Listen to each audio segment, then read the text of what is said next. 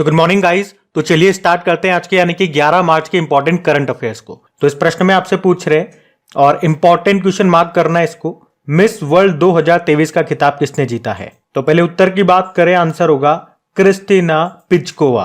आपको ये तो याद होगा ही सही कि इस बार का जो मिस वर्ल्ड 2023 का आयोजन है ये भारत में हुआ था। हम इसे पहले भी पढ़ चुके हैं कई बार। 27 साल के बाद ये भारत में हुआ, क्योंकि इससे पहले 1996 में भारत में इसका आयोजन हुआ था। और अभी मिस वर्ल्ड 2023 का जो फिनाले हुआ ये मुंबई के जियो वर्ल्ड कन्वेंशन सेंटर में हुआ। और इस बार यानी कि मिस वर्ल्ड 2023 का खिताब जीता किसने? क्रिस्टिना पिचकोवा ने। अब आप पूछोगे किस देश की है ये चेक रिपब्लिक की है। और रनर अप कौन रही, यानी कि दूसरे स्थान पे कौन रही? यास्मीना जाइटोन, ये लेबनान देश की है। और अगर आप जानना चाहो कि मिस वर्ल्ड 2023 में भारत की तरफ से किसने रिप्रेजेंट किया था भारत को, तो सिनी शेट्टी ने। सिनी शेट्टी ये भारत के कर्नाटक राज्य से हैं और इनका नाम आपने पहले भी सुना होगा, क्योंकि मिस इंडिया 2022 का खिताब इन्होंने ही जीता था और मिस वर्ल्ड 2023 में इन्होंने भारत को रिप्रेजेंट किया था। अगर पूछे मिस वर्ल्ड 2023 का ये इस बार कौन सा संस्करण रहा, तो 71वां संस्करण रहा। आपको बता दूं इसका पहला संस्करण 1951 में हुआ था और उसको जीता किसने था? क्यों कहूं कि पहली मिस वर्ल्ड कौन रही थी, तो किकी हाकनसन रही थी, वो स्वीडन से थी। तो यहां पे मैंने आपको सारी जानकारी दे दी है। पहली बार कब हुआ था, पहला खिताब किसने जीता था, अभी लेटेस्ट कौन सा संस्करण है, कहां पे हुआ, किसने जीता, वो किस देश की है, भारत को किसने रिप्रेजेंट किया, सारी जानकारी A to Z मैंने आपको दे दी है। इसके अलावा भी मैं आपको और बताऊं कि अभी तक कौन कौन सी भारतीय हैं जो मिस वर्ल्ड रह चुकी हैं। तो देखो, अभी तक 6 भारतीय मिस वर्ल्ड का खिताब जीत चुकी हैं। सबसे पहली थी रीता फारिया, 1966 में विजेता बनी थी वो। उसके बाद ऐश्वर्या राय बनी थी, फिर डायना हेडन बनी थी, फिर युक्ता मुखी बनी थी, फिर प्रियंका चोपड़ा, और बिल्कुल लेटेस्ट अगर आपसे पूछे तो 2017 में बनी थी मानुषी छिल्लर। तो पहली वाली याद रख लो, पहली भारतीय 1966 में रीता फारिया। सबसे लेटेस्ट वाली याद रख लो, 2017 में मानुषी छिल्लर बनी थी। और लास्ट ईयर बात करें जो मिस वर्ल्ड 2021 का आयोजन हुआ था, उसको किसने जीता था? तो कैरोलिना बिलावस्का ने जीता था। वो पोलैंड से थी। तो ये आपका पूरा मिस वर्ल्ड से जितने भी प्रश्न बन सकते हैं, जो भी एग्जामिनर बना सकता है या जो भी प्रश्न आपके माइंड में आ सकते हैं, वो सारे यहां से क्लियर हो गए। अच्छा, लगे हाथ मिस यूनिवर्स का भी मैं आपको रिवीजन करवा दूं। तो मिस यूनिवर्स 2023 का आयोजन हुआ था, उसका वो 72वां एडिशन था, 72 नंबर का। और उसको किसने जीता था या कौन विजेता रही थी? सैनिश पलासियोस, वो निकारागुआ से थी। और अभी तक कितनी भारतीय मिस यूनिवर्स का खिताब जीत चुकी है? तो अभी तक केवल 3 भारतीय। कौन कौन है? तो सबसे पहले 1994 में सुष्मिता सेन ने जीता, सन 2000 में लारा दत्ता, और अभी 2021 में हरनाज कौर संधू ये मिस यूनिवर्स का खिताब जीत चुकी भारतीय है। और हाँ, ये भी याद रखना कि इस बार 2024 में जो मिस यूनिवर्स का आयोजन होगा वो उसका 73rd नंबर का एडिशन होगा। और कहां पे होगा? तो मैक्सिको में होगा। और अभी 2023 में जो मिस इंडिया का आयोजन हुआ था, 59th नंबर का एडिशन था, उसको जीता था नंदिनी गुप्ता ने, वो कोटा राज्य। तो यहाँ पे मिस वर्ल्ड, मिस यूनिवर्स और मिस इंडिया, ये तीनों मैंने आपको बता दिए हैं। बहुत इंपॉर्टेंट क्वेश्चन है, सारी इंपॉर्टेंट ही जानकारियां मैंने आपको दी है, फालतू कोई जानकारी नहीं दी है। ये सारी बातें आपको ध्यान में रखनी है। अगला प्रश्न हम देखते हैं। फिर आपसे पूछ रहे अभी हाल में किसे इरास्मस पुरस्कार के लिए चुना गया? तो आंसर होगा अमिताभ घोष को। तो अभी 7 मार्च 2024 को जो भारतीय लेखक है अमिताभ घोष, इनको जलवायु परिवर्तन संकट को उजागर करने के लिए इरास्मस पुरस्कार 2024 के लिए चुना गया है। और कौन देता है ये पुरस्कार? तो नीदरलैंड के प्रीमियम इरास्मियानम फाउंडेशन के द्वारा दिया जाता है। कहां पे दिया जाता है? नीदरलैंड में दिया जाता है। इनको इस साल नवंबर में ये पुरस्कार दिया जाएगा नीदरलैंड में। तो उन्हें अपने लेखन के माध्यम से जलवायु परिवर्तन के वैश्विक संकट को सामने लाने और अकल्पनीय की कल्पना विषय पर उनके भावुक योगदान के लिए ये पुरस्कार के लिए चुना गया है। पुरस्कार का नाम याद रखना आप, तो इरास्मस पुरस्कार है। और इस पुरस्कार की बात करें तो नीदरलैंड के प्रिंस बर्नहार्ड ने 1985 में प्रीमियम इरास्मियानम की स्थापना की थी। जो ये फाउंडेशन है इसकी स्थापना की थी और वही ये पुरस्कार देता है। पुरस्कार के रूप में कितनी राशि दी जाती है? 1.5 लाख यूरो राशि दी जाती है। और ये भी बता दूं, पिछले साल 2023 में ये पुरस्कार साउथ अफ्रीका के एक हास्य अभिनेता हैं ट्रेवर नोवा, उनको मिला था। खैर, उनका नाम हमारे लिए, हमारे एग्जाम पॉइंट ऑफ व्यू से इतना इंपॉर्टेंट नहीं है। हमारे एग्जाम के लिए तो यही इंपॉर्टेंट है कि भैया अभी 2024 में इरास्मस पुरस्कार के लिए किसे चुना गया है? अमिताभ घोष को। अमिताभ घोष की बात करें तो 2018 में ज्ञानपीठ पुरस्कार इनको मिल चुका है। और आपको बता दूं अभी इनकी लेटेस्ट बुक आई थी 2023 में, उसका नाम है स्मोक एंड एशेस, तो ये आप ध्यान में रखना। बाकी ऑप्शन में आपको रिवाइज कर रहा हूं तो प्यारेलाल शर्मा आपने नाम सुना है, लक्ष्मी नारायण अंतरराष्ट्रीय पुरस्कार मिला था इनको, रंजन गोगोई पूर्व चीफ जस्टिस ऑफ इंडिया है हमारे, असम का सर्वोच्च पुरस्कार असम वैभव से इनको सम्मानित किया गया, और सविता कंसवाल की बात करें तो मरणोपरांत तेंजिंग नॉर्गे पुरस्कार इनको मिला। तो ये भी इंपॉर्टेंट नाम है जो आपको याद रखने हैं। हम अगला प्रश्न देखते हैं। फिर आपसे पूछ रहे हैं कि धूम्रपान निषेध दिवस ये कब मनाया जाता है? नो स्मोकिंग डे, तो आंसर होगा 13 मार्च को। अब याद रखना हर साल 13 मार्च को नहीं मनाते, हर साल मार्च महीने के दूसरे बुधवार को ये मनाया जाता है धूम्रपान निषेध दिवस यानी कि नो स्मोकिंग डे। तो इस बार ये मनाया जा रहा है 13 मार्च। क्यों मनाते हैं? तो धूम्रपान के दुष्प्रभावों के बारे में लोगों को बताने और धूम्रपान छोड़ने के लिए लोगों को प्रेरित करने के लिए ये दिन मनाया जाता है। आपको बता दूं पहली बार इस दिन को 1984 में आयरलैंड गणराज्य में मनाया गया था। अच्छा, आपसे 2-3 प्रश्न मैं पूछता हूं, वो बताना। पहला प्रश्न तो ये बताओ कि धूम्रपान पर प्रतिबंध लगाने के लिए दुनिया का पहला तंबाकू कानून किस देश ने पारित किया था? तो आंसर होगा न्यूजीलैंड ने। और भारत का पहला, हमारे देश का पहला एलपीजी सक्षम और धूम्रपान मुक्त राज्य कौन सा बना था? तो आंसर होगा हिमाचल प्रदेश। वैसे देखो ये तो हो गया धूम्रपान निषेध दिवस, जो आपको याद रखना है मार्च के दूसरे बुधवार को होता है, तो इस साल 13 मार्च को हुआ। एक विश्व तंबाकू निषेध दिवस भी होता है, नो टोबैको डे जिसे आप इंग्लिश में बोलोगे, वो फिक्स होता है हर साल मई के आखिरी दिन को यानी कि 31 मई को, तो वो भी याद रखना। अब इंपॉर्टेंट डे वाला क्वेश्चन है, आपको बताया जब भी डे वाला प्रश्न आता है उस महीने के सारे इंपॉर्टेंट डेज में आपको रिवाइज करवाता हूं। तो चलो फिर मार्च के इंपॉर्टेंट डेज जो अभी तक हम मना चुके हैं वो रिवाइज करते हैं। देखो 1 मार्च को शून्य भेदभाव दिवस था, जीरो डिस्क्रिमिनेशन डे। 1 मार्च को ही विश्व समुद्री घास दिवस, 3 मार्च को विश्व वन्यजीव दिवस, 3 मार्च को विश्व श्रवण दिवस, 4 मार्च को राष्ट्रीय सुरक्षा दिवस, 5 मार्च को अंतर्राष्ट्रीय निरस्त्रीकरण और प्रसार जागरूकता दिवस, 7 मार्च को अंतर्राष्ट्रीय औषधि दिवस और 8 मार्च को अंतर्राष्ट्रीय महिला दिवस के रूप में मनाया गया। तो ये मार्च के इंपॉर्टेंट डेज हो गए, ध्यान में रखना। अगला प्रश्न देखते हैं।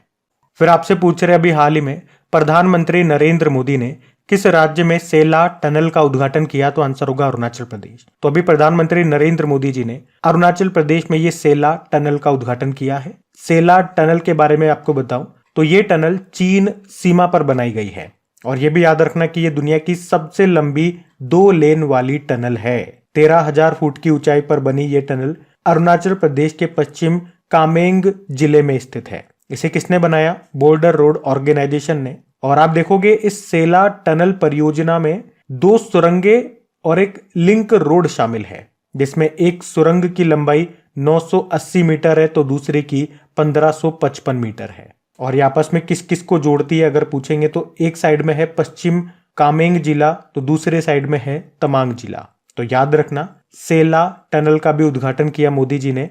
कहां पर है? अरुणाचल प्रदेश में। अब आप बिल्कुल ध्यान से सुनना, यहाँ पे बहुत ही बेहतरीन जानकारी, बहुत ही बेहतरीन मैं आपको रिवीजन कराऊंगा, और ये सब वो प्रश्न होंगे जो हमने करंट अफेयर्स में पढ़े। कुछ टनल से होंगे संबंधित, कुछ ब्रिजेस से होंगे, कोई देश का लंबा होगा तो कोई विश्व का लंबा होगा। तो चलो रिवीजन करना स्टार्ट करते हैं। देखो पहला प्रश्न ये बन गया कि भारत का सबसे लंबा डबल डेकर पुल ये कहां बना? नागपुर में। वैसे भारत का पहला केबल रेल पुल ये है अंजी खड़ पुल, जो आपको जम्मू कश्मीर में मिलेगा, जिसकी लंबाई है 473 मीटर।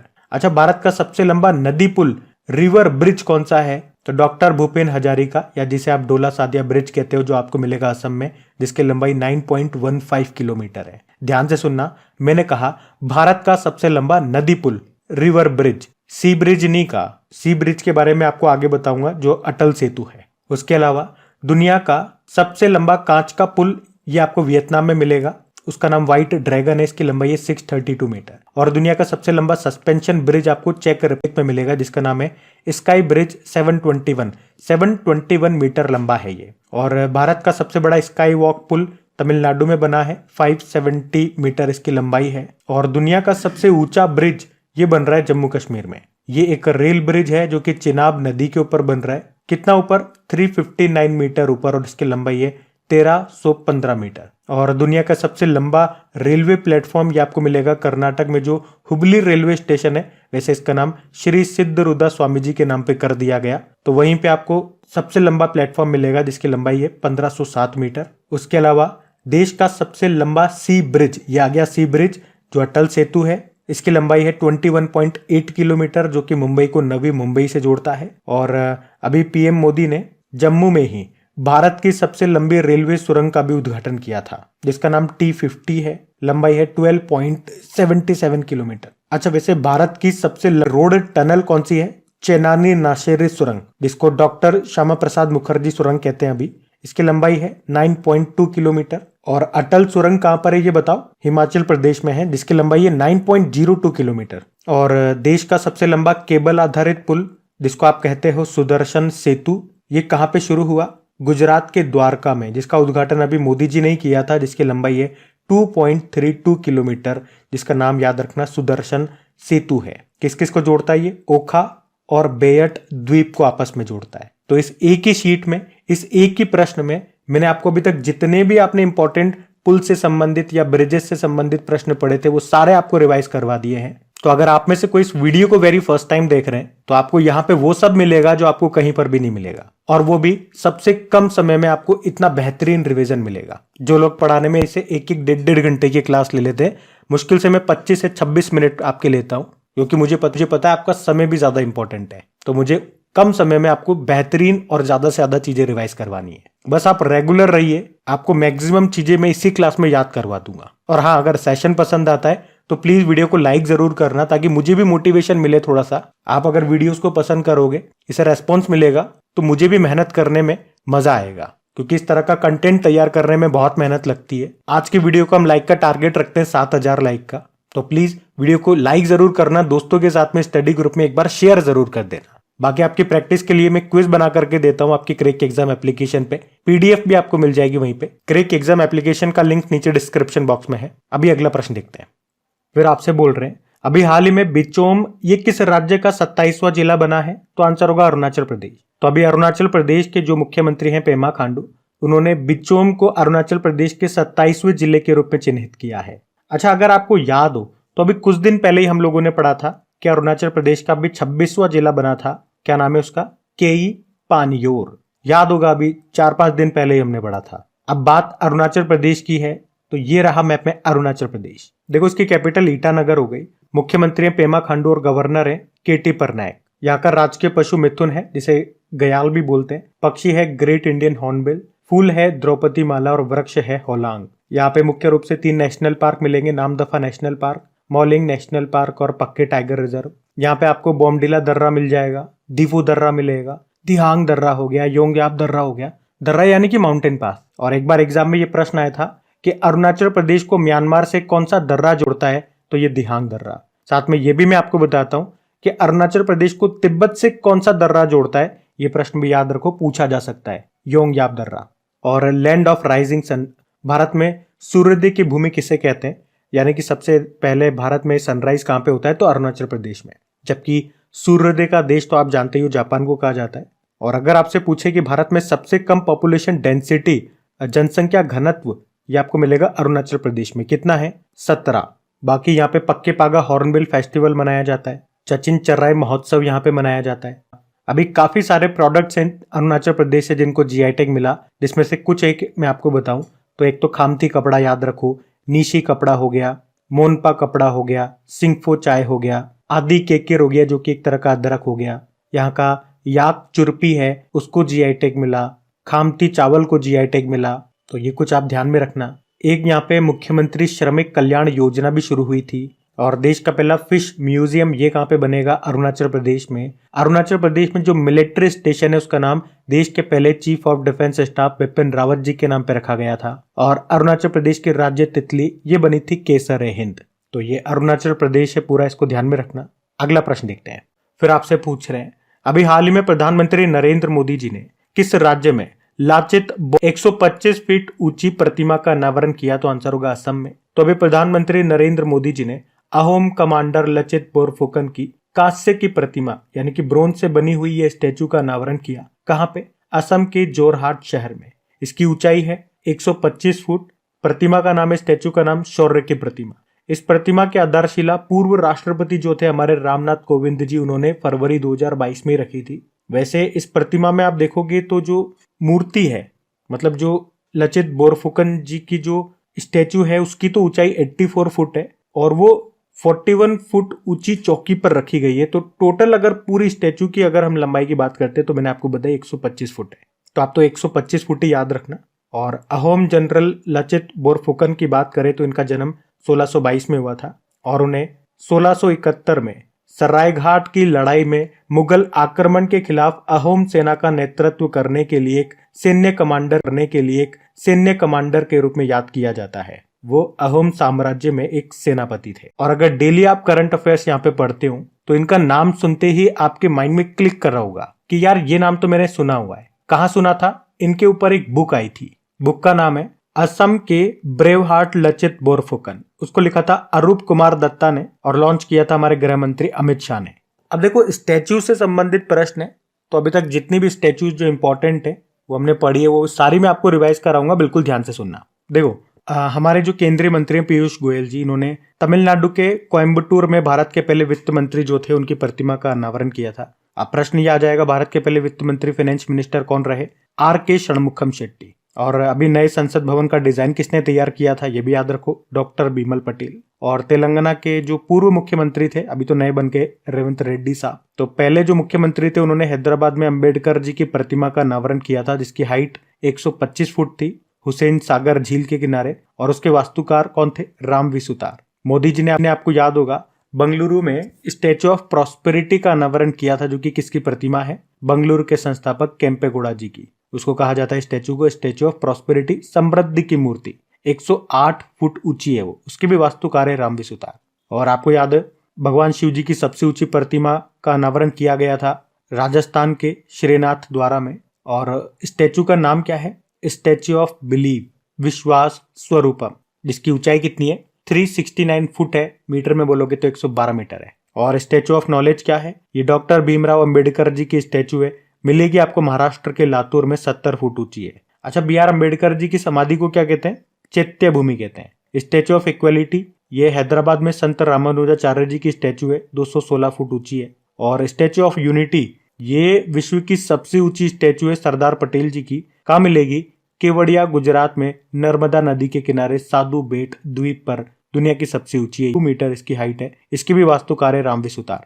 और दुनिया की सबसे ऊंची नटराज प्रतिमा ये कहाँ पे स्थापित की गई थी? नई दिल्ली में, जो G20 समिट हुआ था ना, भारत मंडपम में, वहीं पे। इसकी ऊंचाई है 28 फुट और इसके मूर्तिकार कौन थे? राधा कृष्णन। और मध्य प्रदेश के जो पूर्व मुख्यमंत्री थे, अभी तो मोहन यादव बन गए, पहले वाले जो थे शिवराज सिंह जी, उन्होंने ओमकारेश्वर में 108 फीट ऊंची आदि शंकराचार्य जी की प्रतिमा का अनावरण किया था। उसका नाम रखा था समानता की प्रतिमा, स्टैच्यू ऑफ वननेस। और भारत के बाहर BR अंबेडकर जी की सबसे ऊंची प्रतिमा स्थापित की गई थी अमेरिका में, अमेरिका के मैरीलैंड शहर में, 19 फुट ऊंची, और उसका नाम रखा था स्टैच्यू ऑफ इक्वलिटी। उसके भी वास्तुकार रामवी सुतार है। और अभी रक्षा मंत्री राजनाथ सिंह जी ने जनरल बिपिन रावत जी की प्रतिमा का अनावरण किया था देहरादून में। और अयोध्या में जो राम मंदिर बना है, देखो वहां से 2 प्रश्न बन सकते हैं। एक तो मूर्तिकार कौन है? रामलला की जो मूर्ति है उसको किसने डिजाइन किया, किसने बनाया? तो मूर्तिकार कौन है? तो वो तो है अरुण योगीराज, कर्नाटक से हैं। और जो मंदिर बनाया है उसके वास्तुकार कौन है? चंद्रकांत B सोमपुरा हैं, वो गुजरात से हैं। ये भी आप जरूर याद रखना। तो आप देखो यहाँ पे जितनी भी इंपॉर्टेंट स्टैच्यूज हमने अभी तक पढ़ी है वो सारी मैंने आपको रिवाइज करवा दी है। बार बार मैं आपको इसी तरह से रिवाइज कराता हूँ क्योंकि एक बार में ये चीजें याद नहीं होंगी। मैं बार बार आपको रिपीट कराता रहूंगा, रिवाइज करवाता रहूंगा, तो धीरे धीरे ही सही लेकिन याद हो जाएगी। बस बार बार एक ही बात कहूंगा कि रेगुलर आपको रहना है और रेगुलर मैं रहूंगा, आपको रिवीजन करवाता रहूंगा। रिवीजन कैसे करवाना है वो मेरे ऊपर है। और हाँ, आपकी रिवीजन वाली क्लास हमने फिर से स्टार्ट कर दी है। फिर से बता रहा हूं, अगर कोई पहली बार वीडियो को देख रहे हैं तो जिस तरह से 2023 के इंपॉर्टेंट क्वेश्चंस का मैंने आपको रिवीजन कराया मंथली वाइज, उल्टा करवाया था, दिसंबर करवाया, फिर नवंबर, फिर अक्टूबर वगैरह, अभी जनवरी से फिर से स्टार्ट कर दिया है। तो जो रिवीजन करना चाहते हैं, करंट अफेयर्स का घर में एक्स्ट्रा टाइम नहीं देना चाहते हैं, तो केवल 10 से 12 मिनट आप मुझे दे दीजिए। इंपॉर्टेंट क्वेश्चन का कैसे रिवीजन करवाना है वो मेरे ऊपर है। मैं इतना बेहतरीन तरीके से आपको रिवीजन कराऊंगा कि आपका समय भी बहुत कम लगेगा और सारी चीजें आपको याद भी रहेंगी। इतनी बार आपको चीजें रिपीट करवा करवा के आपको पता ही है मैं कैसे रिवाइज करवाता हूँ, तो फिर आपको टेंशन लेने की जरूरत नहीं होगी। चैनल पे पहली बार है तो चैनल को सब्सक्राइब करके बेल आइकन को जरूर प्रेस कर लेना, ताकि जब भी रिवीजन वाले वीडियोस अपलोड हो उसका नोटिफिकेशन आपको मिल जाए। अभी अगला प्रश्न देखते हैं। फिर आपसे पूछ रहे हैं, हाल ही में जेम्स एंडरसन 700 टेस्ट विकेट लेने वाले दुनिया के पहले तेज गेंदबाज बन गए हैं, वे किस देश के हैं? इंग्लैंड। तो सिंपल सा याद रखना है, जेम्स एंडरसन का नाम, इंग्लैंड के तेज गेंदबाज हैं, ये फास्ट बॉलर हैं और अभी 700 टेस्ट विकेट लेने वाले दुनिया के पहले तेज गेंदबाज ये बन गए हैं। 700वां विकेट उन्होंने किनका लिया? कुलदीप यादव का लिया है। अब ये उपलब्धि हासिल करने वाले, कौन सी उपलब्धि? टेस्ट मैचेस में 700 विकेट ले लिए, तो ये उपलब्धि हासिल करने वाले ये दुनिया के पहले तेज गेंदबाज बन गए हैं, फास्ट बॉलर बन गए हैं। लेकिन कुल गेंदबाजी में अगर बात करेंगे तो ये तीसरे स्थान पे आते हैं, क्योंकि इनसे पहले 2 स्पिनर हैं जो ऐसा कर चुके हैं। कौन कौन? एक तो मुथैया मुरलीधरन 800 विकेट ले चुके हैं और शेन वॉर्न 708 विकेट ले चुके हैं। अभी एंडरसन ने 187 टेस्ट मैच खेल करके 348 पारी में 700 विकेट लिए इन्होंने। वैसे मैं आपको बता दूं कि सबसे ज्यादा टेस्ट मैच खेलने के मामले में भी वो दूसरे स्थान पर है, क्योंकि पहले स्थान पे तो सचिन तेंदुलकर हैं जिन्होंने 200 टेस्ट खेले हैं। अच्छा, आपको याद होगा हमने पढ़ा था टेस्ट क्रिकेट में अनिल कुंबले के बाद 500 विकेट लेने वाले दूसरे खिलाड़ी कौन बने थे? आर अश्विन बने थे। वैसे अभी आईपीएल की सर्वकालिक महान टीम का कप्तान बनाया गया था महेंद्र सिंह धोनी को, और चेन्नई सुपर किंग का ऑफिशियल स्पॉन्सर बना था एतिहाद एयरलाइन, और इसके लिए ब्रांड एम्बेसडर बनी थी कौन? कटरीना कैफ। ध्यान रखना। ये अगला प्रश्न देखते हैं। फिर आपसे पूछ रहे हैं, हाल ही में किस चुनाव आयुक्त ने इस्तीफा दे दिया अभी? तो आंसर होगा अरुण गोयल। तो भारतीय निर्वाचन आयोग में आपको पता है एक होते हैं मुख्य निर्वाचन आयुक्त, चीफ इलेक्शन कमिश्नर, जो कि कौन है? राजीव कुमार है, और 2 चुनाव आयुक्त होते हैं, इलेक्शन कमिश्नर होते हैं। तो 2 थे अभी तक, अरुण गोयल और अनूप पांडे, पर अभी अरुण गोयल जी ने इस्तीफा दे दिया है। आपको बता दूं वे 2022 में ही चुनाव आयुक्त बने थे और 2027 में रिटायर्ड होने वाले थे, लेकिन अभी उससे पहले ही वो उन्होंने रिजाइन दे दिया। तो इतना सा आपको ध्यान में रखना, यही न्यूज है। भारतीय निर्वाचन आयोग की बात करें, स्थापना होती है 25 जनवरी 1950 में। यही कारण है 25 जनवरी को हम नेशनल वोटर्स डे मनाते हैं। और हमारे पहले चीफ इलेक्शन कमिश्नर कौन थे ये पूछेंगे तो सुकुमार सेन थे। पहली महिलाओं में पूछेंगे मुख्य चुनाव आयुक्त कौन रही, तो आंसर होगा वीएस रमा देवी, और अभी वर्तमान में राजीव कुमार हैं जो कि 25वें नंबर के हैं। अभी याद होगा पिछले साल चुनाव आयोग ने अपना नेशनल आइकॉन बनाया था राजकुमार राव को, उससे पहले सचिन तेंदुलकर को ही बनाया था। और अभी क्रिकेटर शुभमन गिल को पंजाब का स्टेट आइकॉन बनाया। चुनाव आयोग ने आपको याद होगा गरुड़ एप्लीकेशन लॉन्च किया था, एनकॉर एप्लीकेशन लॉन्च किया था, एक सी विजिल नाम से भी एप्लीकेशन को लॉन्च किया था। तो ये सारी बातें हैं इससे संबंधित, ध्यान में रखना। अगला प्रश्न देखते हैं। फिर आपसे पूछ रहे हैं, अभी हाल ही में एनएचपीसी लिमिटेड के सीएमडी कौन बने? राजेंद्र प्रसाद गोयल। एनएचपीसी मतलब national hydro electric power corporation. ये एक पब्लिक सेक्टर कंपनी है जिसकी स्थापना हुई थी 1975 में। मुख्यालय आपको मिलेगा फरीदाबाद हरियाणा में, और अभी इसी के नए सीएमडी बने हैं ये राजेंद्र प्रसाद गोयल। बाकी ऑप्शन इंपॉर्टेंट है, अजय माणिक राव खानविलकर देश के नए लोकपाल बने। बाकी गीता बत्रा की बात करें तो वर्ल्ड बैंक के वैश्विक पर्यावरण सुविधा के स्वतंत्र मूल्यांकन कार्यालय की निदेशक बनी ये, इस पद पर आने वाली पहली महिला है। और जयसिंता कल्याण की बात करें तो भारत की पहली महिला पिच क्यूरेटर बनी थी ये। ध्यान रखना। अगला प्रश्न देखते हैं। फिर आपसे पूछ रहे हैं, अभी हाल ही में राष्ट्रीय अनुसूचित जनजाति आयोग का सदस्य किसे नियुक्त किया गया? तो आंसर होगा आशा लकड़ा को। आशा लकड़ा ये रांची की पूर्व मेयर हैं और बीजेपी की राष्ट्रीय मंत्री हैं, और अभी उनको राष्ट्रीय अनुसूचित जनजाति आयोग का सदस्य बनाया गया है। राष्ट्रीय अनुसूचित जनजाति आयोग ये एक भारतीय संवैधानिक निकाय है, कॉन्स्टिट्यूशनल बॉडी है, जिसे 89वें संविधान संशोधन अधिनियम 2003 के माध्यम से स्थापित किया गया था। अभी वैसे अगर इसके अध्यक्ष की बात पूछोगे तो अध्यक्ष का पद खाली है, पर प्रश्न में पूछा गया है इसके सदस्य कौन बने, तो आंसर होगा आशा लकड़ा। यह आप ध्यान में रखना। बाकी नीना सिंह सीआईएसएफ की पहली महिला डायरेक्टर जनरल बनी थी। जया वर्मा सिन्हा रेलवे बोर्ड की पहली महिला अध्यक्ष और सीईओ बनी, ये प्रश्न एग्जाम में आया अभी। और अरविंद पनगड़िया 16वें वित्त आयोग के अध्यक्ष बने, ये भी इंपॉर्टेंट नाम है। तो गाइज ये था आज का आपका करंट अफेयर्स का सेशन। कमेंट करके जरूर बताइएगा सेशन आपको कैसा लगा, और वीडियो अभी भी आपने लाइक नहीं किया तो प्लीज लाइक जरूर करना। बाकी चलो अभी कल के करंट अफेयर्स का मैं आपको क्विक रिवीजन करा दूं, फिर सेशन एंड करते हैं। तो पहला प्रश्न पूछा था, सी डिफेंडर्स 2024 अभ्यास का आयोजन भारत और किस देश के तटरक्षक बलों के बीच में हुआ? तो अमेरिका और भारत के बीच। कहां पे हुआ था? Port Blair. फिर पूछा अभी खसरा और रुबेला चैंपियन पुरस्कार किस देश को प्रदान किया गया? भारत को। फिर पूछा साहित्य अकादमी के द्वारा विश्व का सबसे बड़ा साहित्योत्सव का आयोजन ये कहां पे किया जाना है? तो आंसर होगा नई दिल्ली। फिर पूछा अभी हाल ही में कैबिनेट ने भारत में एआई इनोवेशन इकोसिस्टम को बढ़ावा देने के लिए कौन से मिशन को मंजूरी दी? India AI mission. फिर पूछा राष्ट्रपति द्रौपदी मुर्मू जी ने सुधा मूर्ति को किस सदन के लिए नॉमिनेट किया? राज्यसभा। फिर पूछा भारत में फॉर्मूला 1 ईंधन का उत्पादन कौन करेगा? Indian oil. फिर पूछा केंद्र सरकार के द्वारा उन्नति योजना 2024 को मंजूरी दे दी गई। उन्नति योजना के लिए 10 वर्ष के लिए कितने रुपए आवंटित किए गए? तो 10,037 करोड़ रुपए। फिर पूछा भारत स्टीम बॉयलर एक्सपो 2024 का आयोजन हुआ कहां पे? असम के गुवाहाटी में। फिर पूछा भारत की तीनों सेनाओं का भी संयुक्त अभ्यास हुआ था भारत शक्ति कहां पे? जैसलमेर राजस्थान में। और आखिरी प्रश्न पूछा इंटरनेशनल सोलर अलायंस में शामिल होने वाला 97वें नंबर का देश कौन सा बना? तो आंसर होगा पनामा। अभी कल का होमवर्क प्रश्न देखते हैं और सेशन एंड करते हैं। तो कल के वीडियो में आपसे पूछा था अफ्रीकी देश कोमोरोस का राष्ट्रपति किसे नियुक्त किया गया? तो आंसर होगा साली असोमानी। आप सभी ने प्रश्न का बिल्कुल सही उत्तर दिया। अब ये रहा आज का आपका होमवर्क प्रश्न।